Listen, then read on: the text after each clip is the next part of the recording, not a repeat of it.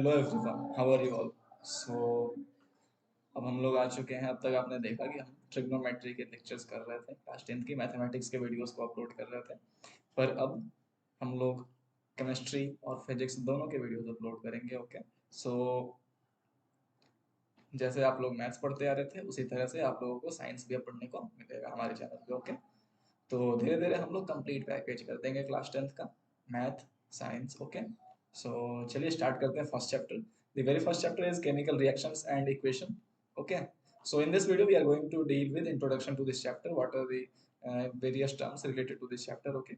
So first of all, let's talk about chemical reaction. What do you mean by chemical reaction?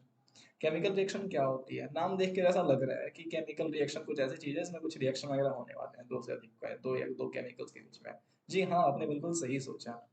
Chemical reactions का मतलब वही होता है कि a process in which one or more substance react to form a new substance। आपने class 9th में दो terms पढ़े होंगे, एक फिजिकल चेंज और एक केमिकल चेंज। कुछ ऐसा पढ़ा था आपने? पढ़ा होगा ऐसा। तो केमिकल चेंज में आपने देखा होगा कि जब मटेरियल की प्रॉपर्टी चेंज हो जाती है और वापस से पहले जैसा नहीं लाया जा सकता, उसे रिटेन नहीं करी जा सकती उसकी प्रॉपर्टी को।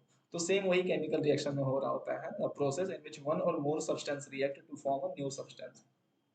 मतलब एक से ज्यादा सब्सटेंस आपस में रिएक्ट करते हैं और एक नया सब्सटेंस बनता है which are different in chemical identity and property. ठीक है। तो जो नया सब्सटेंस बनता है उनकी जो प्रॉपर्टी होती है वो पहले वाले सब्सटेंस से डिफरेंट होती है। ठीक है। For example, if a chemical reaction take place between hydrogen and oxygen molecules and they are forming water molecules, then the property of water molecules are entirely different from hydrogen and oxygen molecules। तो वही बात है कि जब chemical reaction होता है hydrogen और oxygen molecules के बीच में, तो सीधी सी बात है जब हाइड्रोजन और ऑक्सीजन के बीच में रिएक्शन होगा तो ये वाटर की मॉलिक्यूल्स फॉर्म होते हैं। पर हम देख सकते हैं आसानी से कि वाटर की जो प्रॉपर्टी होती है, वाटर की जो फिजिकल प्रॉपर्टीज होती हैं, वो हाइड्रोजन की प्रॉपर्टी और ऑक्सीजन की प्रॉपर्टी दोनों से बिल्कुल अलग होती है। अगर आप हाइड्रोजन को अगर आप फ्लेम में बर्न करोगे तो ये पॉप साउंड के साथ जलती है, और ऑक्सीजन एक ऐसी चीज है जो कि जलने में हेल्प करती है किसी चीज को। पर वहीं आप अगर वाटर मॉलिक्यूल्स को देखो, वाटर जो है जलने में मुसीबत खड़ी करते हैं, ये फ्लेम को बर्न होने से रोकते हैं। ठीक है। तो इस तरीके से आप समझ सकते हो कि वाटर की जो प्रॉपर्टी है वो हाइड्रोजन और ऑक्सीजन दोनों मॉलिक्यूल से बिल्कुल डिफरेंट है, और भी हर एक कई सारी प्रॉपर्टीज बिल्कुल डिफरेंट दिखाई देंगे आपको। तो इस कहानी का तात्पर्य ये है कि जब भी केमिकल रिएक्शन होता है तो एक नया प्रोडक्ट फॉर्म होता है। अच्छा, प्रोडक्ट क्या होता है चलो आगे बताएंगे, टेंशन मत लो उस बात की। तो एक नया नई चीज जो फॉर्म होती है उसका जो भी केमिकल फिजिकल या केमिकल प्रॉपर्टीज होती है वो अपने पुराने मॉलिक्यूल से डिफरेंट होती है। मतलब बिल्कुल मटेरियल ही चेंज हो गया। ऐसा नहीं कि दो लोहे की रॉड को आपने जोड़ के एक दूसरे के साथ एक नई चीज बना दी तो वो उसकी प्रॉपर्टी डिफरेंट होगी, आखिर है तो वो लोहा ही, है ना। लेकिन यहाँ पे केमिकल रिएक्शन में ऐसा नहीं होता। केमिकल रिएक्शन तभी हम बोलेंगे जब उनकी प्रॉपर्टीज चेंज हो जाए। ओके। ठीक है। यहाँ देख लो, रिएक्शन देने का हाइड्रोजन और ऑक्सीजन को हमने ऐड करा तो वाटर बना, सीधी सी बात है। अच्छा, similarly if you take another example of carbon and oxygen, then carbon dioxide is formed। Okay, in this process the physical and chemical properties of carbon dioxide is different from carbon and oxygen। सीधी सी बात है भाई, carbon dioxide की जो property होगी, physical and chemical both properties are entirely different from carbon and oxygen। Okay, ठीक है। बात करते हैं केमिकल इक्वेशंस क्या होती है। अभी तक आपने देखा कि केमिकल रिएक्शंस क्या होते हैं। रिएक्शंस क्या होते हैं? जब दो या दो से ज्यादा मॉलिक्यूल्स आपस में रिएक्ट करते हैं और रिएक्ट करके एक नई चीज को फॉर्म कर देते हैं, that process is called chemical reaction. Now what is chemical equations? देखो, it is symbolic representation of a chemical reaction. एक केमिकल रिएक्शन को हम सिंबॉलिकली कैसे दिखा सकते हैं? That is called chemical reaction. Okay. So in this we are using symbols and chemical formulas of elements and compound। इसमें हम क्या करते हैं? केमिकल फॉर्मूलाज यूज करते हैं ऑफ एलिमेंट्स एंड कंपाउंड्स। जैसे कोई दो एलिमेंट या दो से ज्यादा एलिमेंट, जैसे हमने यहाँ पे लिखा था बेसिकली हाइड्रोजन और ऑक्सीजन को हमने जब ऐड करा तो ये वाटर बना। ये बस ऐसे ही नॉर्मल रिप्रेजेंटेशन है। ठीक है। लेकिन जब आप केमिकल इक्वेशन को लिखने की बात करो तो केमिकल इक्वेशन में हम क्या करेंगे? हाइड्रोजन एक एलिमेंट है ना हाइड्रोजन, तो इस एलिमेंट का सिंबॉलिक रिप्रेजेंटेशन लिखेंगे। ऑक्सीजन का भी सिंबॉलिक रिप्रेजेंटेशन लिखेंगे। वाटर का भी सिंबॉलिक रिप्रेजेंटेशन लिखेंगे। अब सीधी सी बात है, हाइड्रोजन का सिंबल H2 होता है, ऑक्सीजन का O2 होता है, और वाटर का जो फॉर्मूला होता है दैट इज H2O। तो यहाँ पे हम H2 plus O2 equals to H2O लिखने वाले हैं। ठीक है, जैसे देख लो एक रिएक्शन यहाँ दे रखा है, magnesium plus oxygen gives magnesium oxide. Okay, तो मैग्नीशियम का सिंबल क्या होता है Mg, ऑक्सीजन का क्या होता है O2, और मैग्नीशियम ऑक्साइड का क्या होता है MgO। ठीक है, तो वही हमने लिख दिया, देखो magnesium plus oxygen gives us magnesium oxide. This is a symbolic representation of this chemical reaction. That's why we can say that this is a chemical equation. Okay. Another example is hydrogen plus oxygen gives water. हमने यहाँ पीछे देख रखा था पिछले वाले part में कि हाइड्रोजन और ऑक्सीजन को जब हम ऐड करते हैं तो वाटर मॉलिक्यूल फॉर्म होते हैं, उसी का ये सिंबॉलिक रिप्रेजेंटेशन है। दिस मींस इसका एक केमिकल इक्वेशन है। ओके, सो अब बात करते हैं रिएक्टेंट्स क्या होते हैं, प्रोडक्ट क्या होता है। अभी आपने थोड़ी देर पहले देखा होगा मैंने एक टर्म यूज करा था प्रोडक्ट। तो अब देखते हैं प्रोडक्ट क्या होता है। पहले रिएक्टेंट देख लो क्या होता है। This substance which take part in the reaction और which is consumed in the reaction is called reactant. Reactant क्या होता है, जो कि एक रिएक्शन में पार्टिसिपेट करता है और वो कंज्यूम हो जाता है, दैट इज कॉल्ड रिएक्टेंट। जैसे देखो for example in previous example hydrogen and oxygen are reactant. देखो कैसे क्या था प्रीवियस एग्जांपल में, क्या था यहाँ देखो हाइड्रोजन भी, हाइड्रोजन और ऑक्सीजन इन दोनों ने पार्टिसिपेट करा रिएक्शन को फॉर्म होने में, इन दोनों ने पार्टिसिपेट करा, और after the reaction hydrogen is get consume and oxygen will also be consume. Okay, hydrogen भी कंज्यूम हो जाएगा पूरी तरह से और ऑक्सीजन भी कंज्यूम हो जाएगा। तो जो चीजें कंज्यूम हो गई that is called reactant. Okay, और जो चीजें फॉर्म हो गई दैट इज कॉल्ड प्रोडक्ट। ठीक है, the substance which is produced as a result of chemical reaction is called product. For example in previous example water is the product. ठीक है, जो चीजें फॉर्म हो गई दैट इज कॉल्ड प्रोडक्ट, और जो चीजें कंज्यूम हो गई दैट इज कॉल्ड रिएक्टेंट। जो चीजें रिएक्शन को होने में पार्टिसिपेट कर रही है that is called reactant. Okay, in the previous example water is the product. हमने बोला था ना प्रोडक्ट एक टर्म यूज करा था, देख लो प्रोडक्ट अच्छे से समझ लो क्या होता है। तो जो चीजें कंज्यूम हो रही है, हाइड्रोजन और ऑक्सीजन कंज्यूम हो रहा है, और वन क्या है product that is water molecules. Okay, तो ये रही रिएक्टेंट और प्रोडक्ट की कहानी। ठीक है, note the properties of product form is entirely different from the reagents. अच्छा, रिएक्टेंट को हम रिएजेंट भी बोलते हैं, इसमें कोई बड़ी बात नहीं है। ठीक है, तो वही हमने पहले बता चुके थे कि वाटर मॉलिक्यूल्स के जो प्रॉपर्टीज होती हैं that is entirely different from hydrogen and oxygen molecules. Okay, बात करते हैं characteristics of a chemical reaction. एक केमिकल रिएक्शन की क्या क्या कैरेक्टरिस्टिक्स हो सकती हैं। सबसे पहली चीज है कि evolution of gas. In some chemical reaction gases will evolve which is formed as a product of that reaction. क्या होता है, कुछ रिएक्शन जब होते हैं तो उसमें गैस का इवोल्यूशन होता है। ठीक है, कैसे होता है, जैसे देख लो जिंक ग्रेनुलेट्स को जब हम डाइल्यूट सल्फ्यूरिक एसिड के साथ रिएक्ट कराते हैं then bubbles of hydrogen gas is produced. ठीक है, that hydrogen gas is evolution of gas. Okay, जैसे हमने जिंक को हाइड्रोजन सल्फेट से रिएक्शन कराया, hydrogen sulphate mean sulphuric acid. Okay, तो क्या होगा, हमारा ZnSO4 बनेगा प्लस H2 बनेगा। अब ZnSO4 तो चलो सॉलिड है, सॉल्यूशन में मिलकर अपना बन जाएगा अलग से, लेकिन H2 क्या है, दैट इज हाइड्रोजन गैस। तो ये H2 गैस आपके टेस्ट ट्यूब में जब आप रिएक्शन कर रहे होगे तो टेस्ट ट्यूब से हाइड्रोजन गैस बाहर आ जाएगी और हम बोलेंगे कि हाँ भाई हाइड्रोजन गैस हमारी फॉर्म हो रही है। तो इस रिएक्शन में हम देख सकते हैं कि गैस का इवोल्यूशन हो रहा है। Okay, so we can say that this is the characteristic of a chemical reaction that evolution of gas can take place. Okay, बात करते हैं प्रेसिपिटेट। प्रेसिपिटेट एक टर्म होता है जो कि क्या होता है देख लो, it is a solid state which separates out from the solution during a chemical reaction. जब एक केमिकल रिएक्शन हो रहा होता है तो सीधी सी बात है, हम ऐसे ही दो पाउडर मिला के तो रिएक्शन नहीं कराते ना। कभी ऐसा देखा कि दो पाउडर अलग अलग मिलाया और हमने रिएक्शन कराते सॉलिड सब्सटेंस का, ऐसे नहीं कराते। रिएक्शन कैसे होती है, कोई एक सॉल्यूशन लेंगे, अगर कोई सॉल्यूशन नहीं है तो उसे हम डिसॉल्व करेंगे सॉल्यूशन में, फिर उसके बाद टेस्ट ट्यूब से या फिर ड्रॉप से कुछ कोई अलग लिक्विड डालेंगे उसमें, मतलब सॉल्यूशन ही डालेंगे और आपस में सॉल्यूशन में रिएक्शन हो रहा होता है। लेकिन जब रिएक्शन हो रहा होता है तो उस रिएक्शन के दौरान कोई ऐसी चीज जो सॉलिड जो कि बिल्कुल फॉर्म होके सॉल्यूशन से बिल्कुल अलग होके निकल गई, क्योंकि हमें पता है ना सॉलिड मतलब बिल्कुल इनसॉल्युबल सॉलिड हो गई, दैट इज कॉल्ड प्रेसिपिटेट। ठीक है, मतलब जब रिएक्शन हो रहा होता है, रिएक्शन के सॉल्यूशन से कोई चीज, कोई ऐसी चीज, ऐसी सॉलिड स्टेट वाली चीज जो कि रिएक्शन के सॉल्यूशन से बाहर आ जाए, बिल्कुल उसमें प्रेसिपिटेट बन के साइड हो जाए, that is called precipitate. Okay, precipitate can be formed by passing a gas in aqueous solution of a substance, ठीक है, like passing carbon dioxide in lime water। जैसे हम कार्बन डाइऑक्साइड में लाइम वाटर को पास करते हैं, सॉरी लाइम वाटर में हम कार्बन डाइऑक्साइड को पास करते हैं, लाइम वाटर क्या, कैल्शियम हाइड्रोक्साइड। ओके, ठीक है, चूने को पानी में मिला दो, that is called lime water. तो हमारे पास कार्बन डाइऑक्साइड का प्रेसिपिटेट बन के आता है।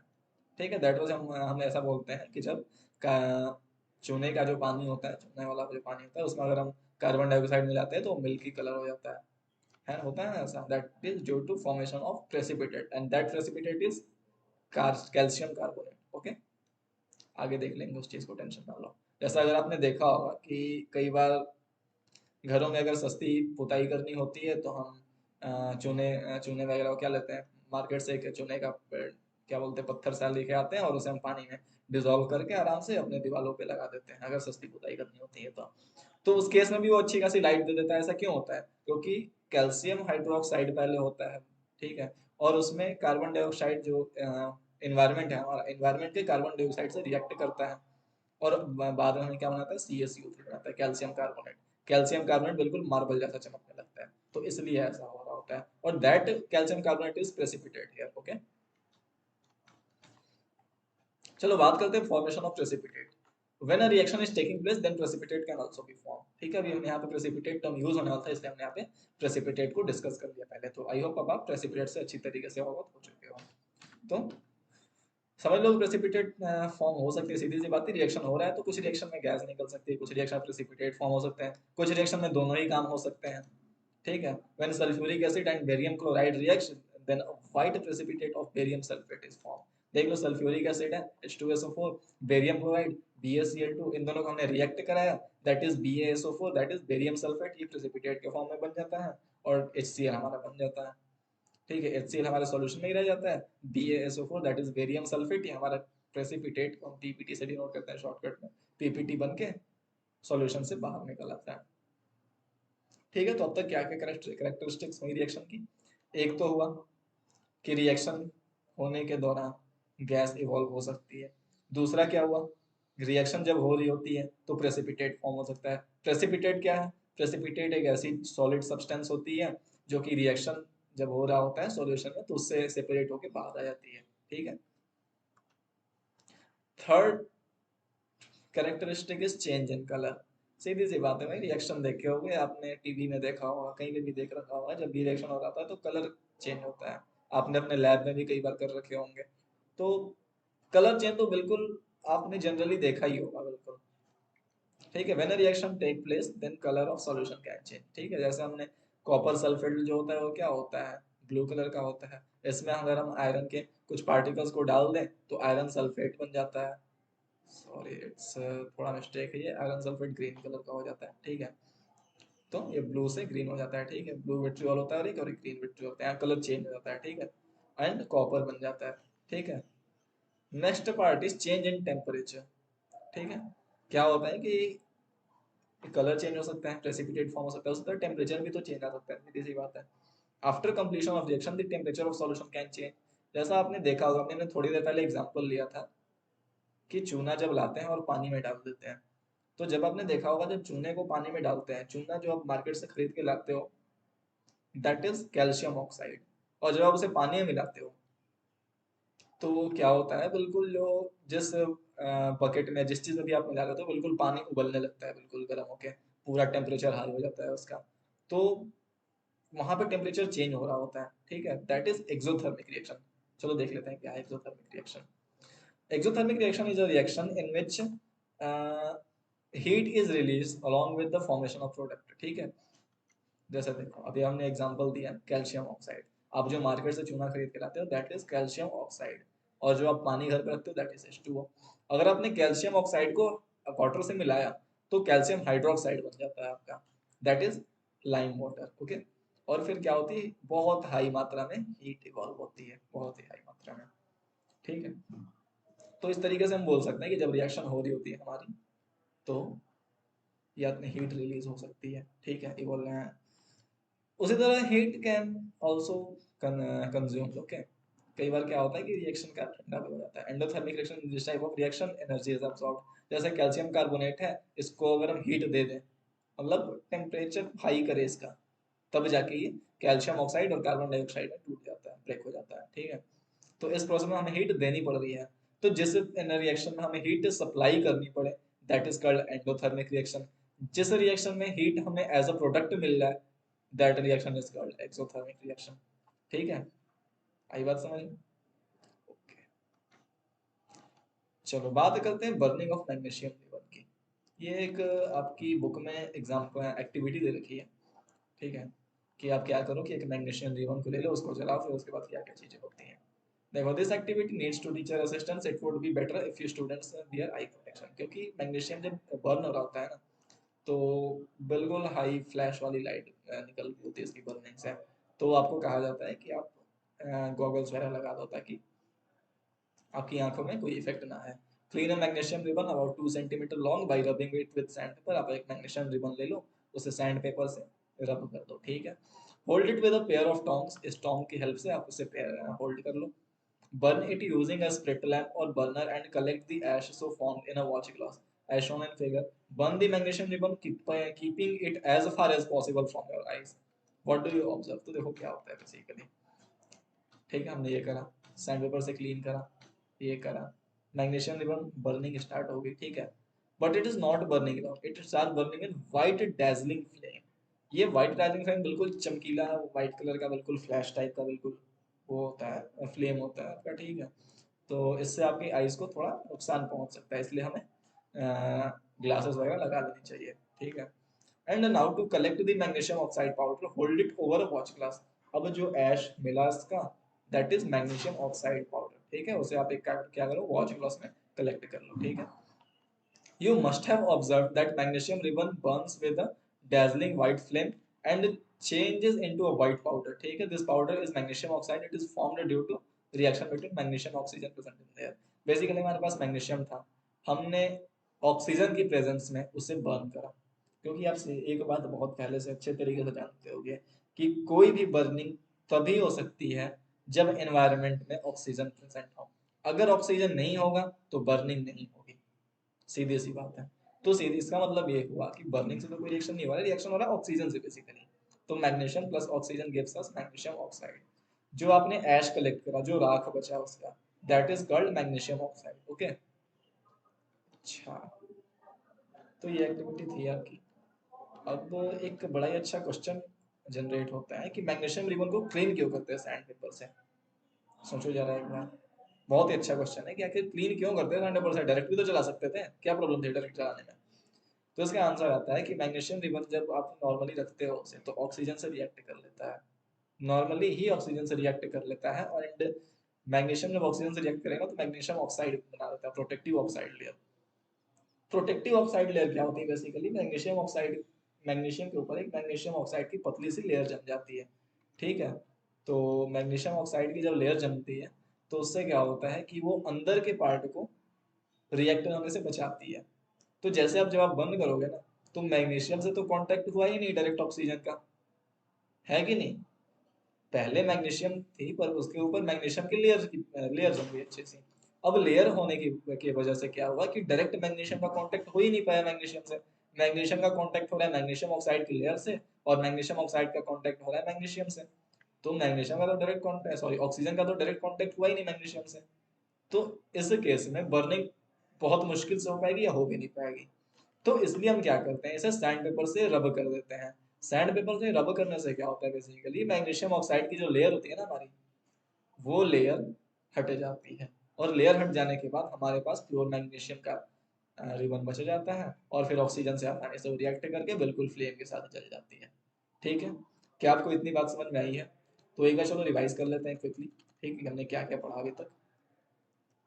हमने अभी तक देखा कि सबसे पहले देखा केमिकल रिएक्शंस क्या होती हैं। तो जब दो और दो से ज्यादा सब्सटेंस आपस में रिएक्ट करते हैं to form a new substance, that is called chemical reaction, okay. Chemical reaction में क्या होता है, जब जो चीजें फॉर्म होती हैं, उनकी जो प्रॉपर्टी होती है वो स्टार्टिंग वाले चीजों की प्रॉपर्टी से डिफरेंट होती है, ठीक है। फिर केमिकल इक्वेशन क्या होता है, it is a symbolic representation. जो भी चीजें हम इक्वेशन में रिएक्शन में लिखे होते हैं उसको अगर हम सिंबल के फॉर्म में रिप्रेजेंट करते हैं, that is called chemical equation, okay. Then बात करते हैं रिएक्टेंट प्रोडक्ट क्या होते हैं। रिएक्टेंट वो चीजें होती हैं जो सब्सटेंस रिएक्शन में पार्टिसिपेट करती हैं या जो चीजें कंज्यूम होती हैं, that is called reactant. Product क्या होता है, जो चीजें रिएक्शन के दौरान फॉर्म होती हैं, दैट इज कॉल्ड प्रोडक्ट। इतना देखने के बाद फिर हमने देखा था कि कैरेक्टरिस्टिक्स क्या हो सकती है केमिकल रिएक्शन की। एक तो कैरेक्टरिस्टिक हो सकती है कि गैस इवॉल्व हो जाए, दूसरी कैरेक्टरिस्टिक हो सकती है कि प्रेसिपिटेट फॉर्म हो जाए। प्रेसिपिटेट क्या होता है? Precipitate is a solid state which separates out from the solution during a chemical reaction. एक सॉलिड पार्ट सेपरेट हो जाता है सॉल्यूशन से जब रिएक्शन हो रही होती है, दैट इज कॉल्ड प्रेसिपिटेट। तो क्या हो सकता है? प्रेसिपिटेट फॉर्म हो सकता है। तीसरी चीज क्या हो सकती है? चेंज इन कलर हो सकता है। ठीक है, चौथी चीज क्या हो सकती है? Temperature can change. Temperature change होने की वजह से हम इस रिएक्शन दो तरीके की रिएक्शन को डिवाइड कर सकते हैं। एक होती है एक्सोथर्मिक रिएक्शन, एक होती है एंडोथर्मिक रिएक्शन। एक्सोथर्मिक रिएक्शन में हमें हीट इवॉल्व हो रही होती है, एंडोथर्मिक रिएक्शन में हमें हीट देनी पड़ती है, हीट हमें सप्लाई करनी पड़ती है। ठीक है, फिर अगली चीज आती है मैग्नीशियम ऑफ रिबन। तो मैं sorry burning of magnesium ribbon. Burning of magnesium ribbon हमने क्या देखा कि एक 2 सेंटीमीटर लंबी मैग्नीशियम रिबन लेते हैं, उसे फिर काट के अच्छे से उसे सैंड पेपर से क्लीन कर देते हैं रब करके। फिर उसके बाद एक टोंग से पकड़ के उसे बिल्कुल फ्लेम में बर्न कर देते हैं। बर्न करने से क्या होता है कि वाइट डेजलिंग फ्लेम बनती है। फिर उसके ऐश को कलेक्ट करते हैं, that ash is nothing but magnesium oxide. Okay, so what the reaction is happening here? The reaction is happening and magnesium plus oxygen gives us magnesium oxide. Okay, so एक question यहाँ पे generate हो जाता है कि magnesium ribbon को क्यों sand paper से क्लीन करते हैं before burning it into the air. So इसका आंसर ये होता है कि मैग्नीशियम क्या करता है? प्रोटेक्टिव ऑक्साइड की लेयर बना लेता है, that is called magnesium oxide layer. वो क्या करता है? डायरेक्ट कांटेक्ट को रोकता है किसके बीच में? ऑक्सीजन और मैग्नीशियम के बीच में। तो उस जो प्रोटेक्टिव लेयर है उसे हटाने के लिए हम सैंड पेपर से उसे रब करते हैं ताकि लेयर हट जाए और मैग्नीशियम का डायरेक्ट कांटेक्ट हो पाए ऑक्सीजन से, ताकि अच्छे से बर्न हो पाए। क्योंकि हम ये जानते हैं कि बर्न होने के लिए ऑक्सीजन से डायरेक्ट कांटेक्ट होना जरूरी है। ठीक है, क्या आपको मेरी बात समझ में आई है? अगर आपको बातें मेरी समझ में आई है, so thank you very much for watching this video. तो इसे चैनल को लाइक, वीडियो को लाइक करें, चैनल को सब्सक्राइब करें और शेयर करें ताकि ज़्यादा से ज़्यादा लोग हमारे कंटेंट का फ़ायदा उठा पाएँ। आपको मैं एक बात बता देता हूँ कि हमारे चैनल पे मैथ्स की वीडियोस आ चुकी हैं और आती रहेंगी। केमिस्ट्री की वीडियोस आज अपलोड हो जाएगी। इसके बाद आपको फिजिक्स का भी कंटेंट मिलने वाला है। तो आप अच्छे तरीके से पढ़ाई कर सकते हैं अपने सीबीएसई एग्जाम्स के लिए, आप स्टेट बोर्ड एग्जाम के लिए। सो बस इतना ही कहना था। Thank you very much for watching this video.